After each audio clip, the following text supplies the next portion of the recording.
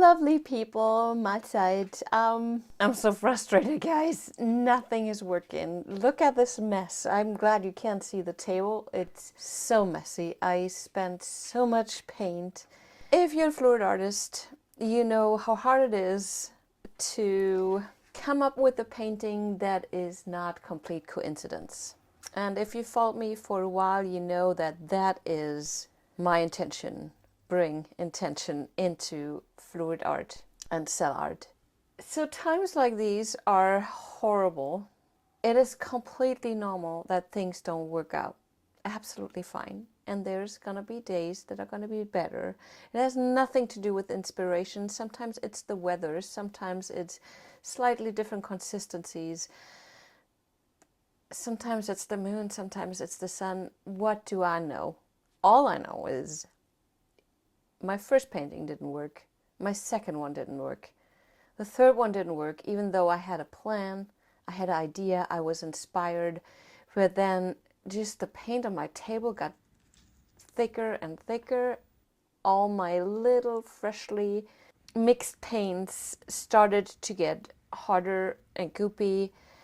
And that is just a horrible feeling. I do not like it. So I ended up mixing together paints, using paints that I would never have picked if I was in the right mindset. But at the same time, I thought maybe I figure out something new. So colors are crazy, not my use. Tools are crazy, not my use. And the end result is surprisingly beautiful. I'm not quite sure if I'm able to show it to you dry in this video. I will in the next video, if not. So let me edit this and talk you through it a little bit. Look at all this paint on my table. I mean, I do reuse it, but it's just, I don't know. It's such a waste sometimes, and I get so double frustrated when I see how much waste there actually is. This art form can be so wasteful, and I really try not to reuse everything, and in the first place not use too much. So my last 3 pours I did use Azo Yellow by Golden, and this one here was that container. I just added a bit of fluorescent magenta to it that I had mixed up as well.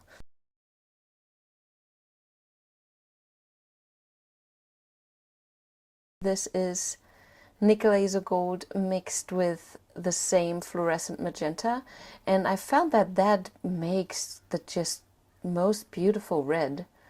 Warm, intense, not pink. Love that one. So all of my paints today are custom. I mixed leftovers together, and that made my paints be very unique for myself especially. Oh my god, I get chills when I think about the next color. I mean, I would never use these colors. It's Frustation Pour talking. This is a light violet, an extreme challenging color for me anyways. Thanks, Robin. And also in combination of orange and red, not sure. This guy I had left over, this is Asparagus, a TLP pigment, and I topped that off with sap green. Again, thanks Robin. Sap green by Golden, beautiful color, super rich. It's the Payne's gray of greens. And a beautiful addition to that light violet by Liquitex is Zimzelin, one of the new piggies. And then I found this color. It's I think it's red violet, and I mixed rose, a sparkly rose pigment to it. I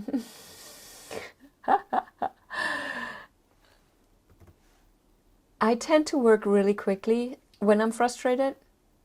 I don't want to think about things or even second guess my choices. This is warm white. And I remember giggling the whole time seeing the colors I'm using. Some of you might pick these colors on purpose It is just not my jam at all. Alright, so this is my spreader, and I love doing this. It helps me organize my brain. So I'll move the pillow paint while I push it towards the middle a little bit more to bring it in a rectangular shape. Because if you just have a round puddle, I keep saying this over and over, and I think it's super important, at least to me it is, to bring paint that I don't need to those corners so it doesn't have to stretch too much. Last step is my faux pillow that I will use to cover all my colors up. It has the same consistency as my other colors. Overall, I think my mix is a little thin, and I think honestly that's what's throwing me off right now. So this color is not black, it's a mix of black, Amsterdam Paints Gray, and also Tri-Art Paints Gray. So it's a bluish, very dark, semi-opaque cover. So this tool that I'm using, I have no idea where I got it from, don't know why I had it for. I rarely use this except for really big pieces, and I do add gold cell activator to it, warm white cell activator, and I think I will add some black. Nope. But I spread this around and make sure that my outer edge is covered, because that's what I'm going to mainly use. And I will get into my paints, trying to not move too much, lift my palette knife up and move it again to kind of make lines. And I learned from my previous paintings that I scraped that really minimal with this method is really hard. Very easily you overdo things, very easily you underdo things. It's tough. So I have my long lines now, and I would like to add shorter ones, so I get a palette knife out, add my cell activator to it. This is warm white again. I'm going to use also gold. I'm trying to get really deep enough to reveal colors that are on the very bottom with a very thin swipe. So I move the angle of my palette knife a little bit to have a thinner surface. Let's scoop some of this up, and I try here to not touch the white underneath. I try to just lift up my colors, my black and the cell activator. And to be honest with you, that's utopia. It's really hard to hit that sweet spot. What I've been trying to achieve in my last paintings that totally went to waste are minimal movements, different tools. I had this idea of making bubbly lines. Yeah.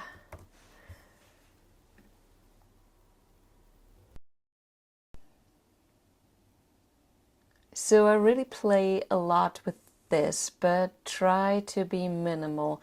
And I threw away all my thoughts that I had in the beginning, so I'm just playing. Every time I paint, I hope for the piece. I hope for the $1 million piece. But who am I kidding? Seriously, I guess that's what keeps me doing this, that I never get the $1 million piece. Maybe that is just the way for me. Maybe that is just what I'm up to. Who knows? I sure enjoy the process of this and developing. I'm very proud of myself, what I came up with, and how much my work has inspired others. And I'm only able to do this because other people inspire me. So thank you so much to everyone out there doing this, sharing this, helping, supporting. I'm just so honored to be part of this community. And I'm thankful for Lee and Jeremy Massey for putting up events like the Fluidartexperience, which is coming up in March this year. I will be teaching, lots of my friends are teaching, and I'm so happy to call you guys my friends. What a wonderful community we have. So check out Fluidartexperience. Thanks for the Fluidart company for bringing out those wonderful retreats at Spokane, Washington. I will host one of these in May. It's a super intimate event. It's all inclusive. You get an accommodation at the lake, beautiful views. There's fireplaces, there's food, there's snacks, there's drinks, there's lots of hanging and chatting and also learning this. The retreat I'll be hosting there is in May. All the links are in the description. Make sure to check that out. Contact me if you want to learn this in person with a private workshop. Best way is to go to my homepage and contact me there. Ask for the schedule and prices. For next year, I just hope to see more artists popping up, to develop more. I want to go bigger. Guys, I want to go big, and this is one of my intentions. Not sure when that's going to happen, but it will. And if you want to see if I really go big, or if I hit the $1 million piece, make sure to subscribe, hit the bell. That way YouTube can notify you when a video comes out. Right, enough of me. Keep watching this. I'll show you the right result next week. It's me again. I know, I wanted to put you on music, but a few things. This is a lot of tilting and spinning, and I might just speed that up for you. So the tilting and spinning will be 2 up to 4 times as fast, and then in the end I'll have a bubble popping session of like 10 minutes. That's because I mixed together all my leftovers right before I painted. Lots of bubbles, that's why I have to pop a lot. I'm such a sucker for those things. They are gorgeous and they make the piece. I'll pop back in once we do the flyover.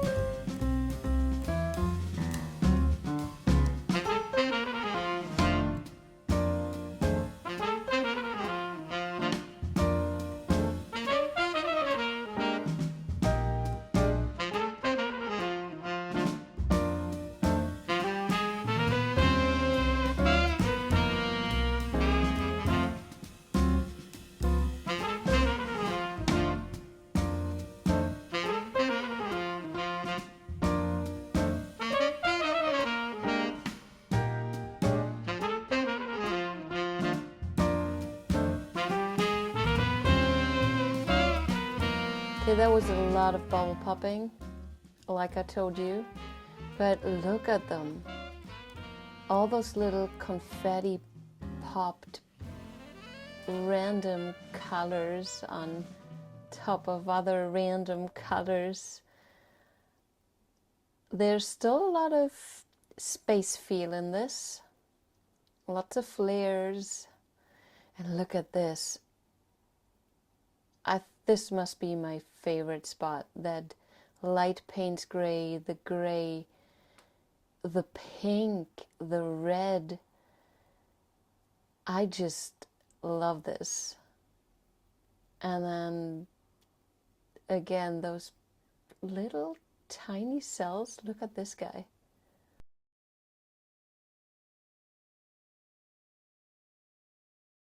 And look at this one. It has a light purple line through it. A super interesting piece. I hope I will overcome my, I don't know, whatever this is. This was fun to make. Still not my $1 million piece, but maybe next time.